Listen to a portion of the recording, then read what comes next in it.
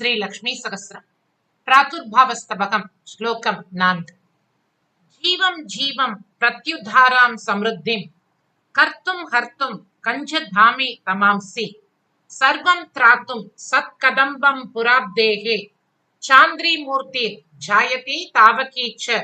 இதுல ரெண்டாவது வரியில கஞ்சதாமே அப்படிங்கிறதுக்கு பதிலா சில புத்தகங்கள்ல கஞ்சவாசே அப்படிங்கிற பாடபேதம் இருக்கு.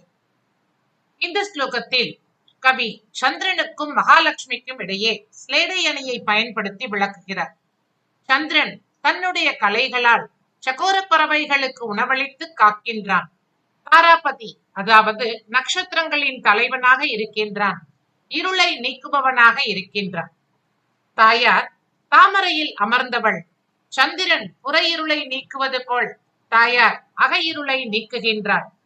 ஜீவன்களை ரட்சித்து அவர்களை மோட்சம் பெற வைக்கின்றாள். தாயார் சகோர பறவைகளை ஆதரிப்பவள்.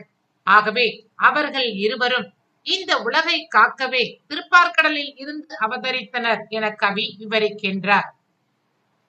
जीवं जीवं प्रत्युद्धारां समृद्धिं जीवं जीवं प्रत्युद्धारां समृद्धिं जीवं जीवं प्रत्युद्धारां समृद्धिं कर्तुं हर्तुं कंजवासे तमांसि कर्तुं हर्तुं कंजवासे तमांसि कर्तुं हर्तुं कंजवासे तमांसि सर्वं त्रातुं सत्कदम्बं पुराब्देः सर्वं त्रातुं सत्कदम्बं पुराब्देः सर्वं त्रातुं सत्कदम्बं पुराब्देः चान्द्री मूर्तिर्जायते तावकी च चान्द्री मूर्तिर्जायते तावकी च चान्द्री मूर्तिर्जायते तावकी च जीवं